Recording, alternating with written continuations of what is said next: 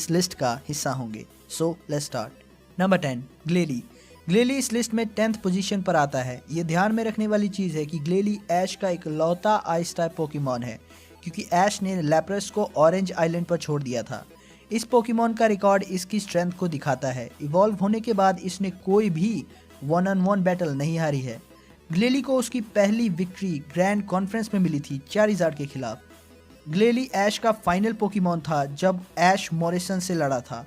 उसने मेटंग को हराया था, जबकि उसने उसके बाद काफ़ी सारे इफेक्टिव हिट्स झेले थे। ग्लेली के पास काफ़ी तरह के अटैक्स हैं जो उसे one of the strongest Pokemon बनाते हैं।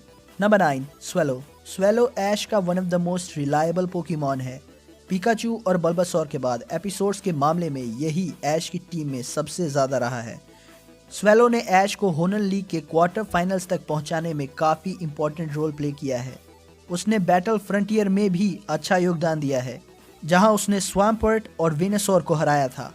होनन रीजन के ग्रैंड कॉन्फ्रेंस में स्वेलो ने लगातार 2 पोकेमॉन्स को नॉकआउट कर दिया था।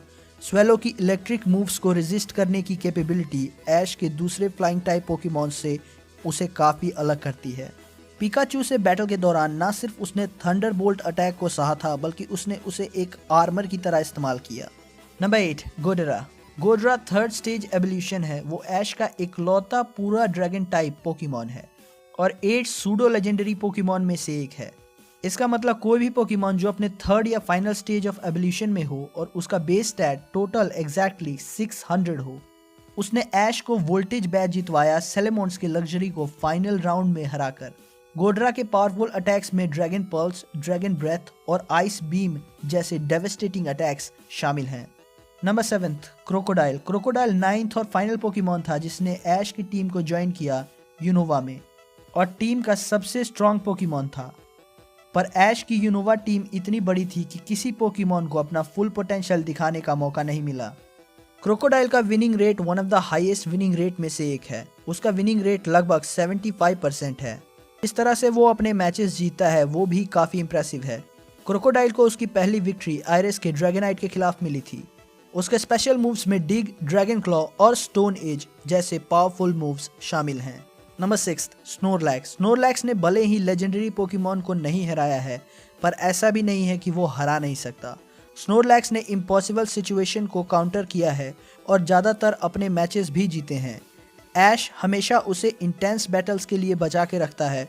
उसने अपना सबसे इम्प्रेसिव परफॉर्मेंस तब दिया था जब उसने 6 मूव्स दिखाए थे ऐश के गीटा के साथ मैच के दौरान कैंटो बैटल फ्रंटियर में। ऐश के किसी भी पोकेमॉन ने 4 से ज़्यादा अलग अटैक्स नहीं दिखाए हैं। स्नोरलैक्स ऐश का सबसे डिपेंडेबल पोकेमॉन में से एक है। Number 5 Pikachu. पिकाचू ऐश के टॉप 5 पोकेमॉन में से एक है, क्योंकि ऐश पिकाचू को कभी भी किसी बैटल में बिना लड़ाए नहीं रह सकता। पर इसका मतलब ये नहीं है कि पिकाचू स्ट्रांग नहीं है। पिकाचू पोकेमॉन के फर्स्ट एपिसोड से ऐश के साथ बैटल लड़ रहा है, फिर भी इतने सारे मैचेस लड़ने के बाद भी उसका विनिंग रिकॉर्ड 60% है और इन 60% विक्ट्रीज में 3 सूडो लेजेंडरी पोकेमॉन भी शामिल हैं। पिकाचू ने ड्रैगनाइट को ऑरेंज लीग में हराया था और मेटाग्रोस और ट्रायंटार भी उसके आगे नहीं टिक सके थे। उसने लेजेंडरी पोकेमॉन को भी हराया है और लैटियोस के साथ उसका मैच ड्रॉ भी रहा है और उसकी लुकारियो के ऊपर विक्ट्री को भी हम नहीं भूल सकते, जो उतना ही लेजेंडरी पोकेमॉन था। पिकाचू ऐश के सबसे स्ट्रॉन्गेस्ट पोकेमॉन में से एक है, इसी वजह से वो इस लिस्ट में टॉप 5 में है। नंबर 4 स्कैप्टाइल। ऐश के स्कैप्टाइल की बात करें तो सबसे ज़्यादा यादगार विक्ट्रीज एनिमे में इसी पोकेमॉन के हैं, जहां इसने डार्कराय जैसे पोकेमॉन को हराया था। डार्कराय उससे पहले कोई भी बैटल नहीं हारा था, लेकिन स्कैप्टाइल ने उसे एक सिंपल लीफ ब्लेड से हरा दिया था। अब तो वो मेगा एवोल्यूशन को भी हासिल कर चुका है, तो ये कहना गलत नहीं होगा कि वो ऐश के सबसे पावरफुल पोकेमॉन में से एक है। नंबर 3 इन्फरनैप। इन्फरनैप ने लगभग अपने सारे मैचेस जीते हैं। इन्फरनैप का विनिंग रिकॉर्ड सबसे इम्प्रेसिव है।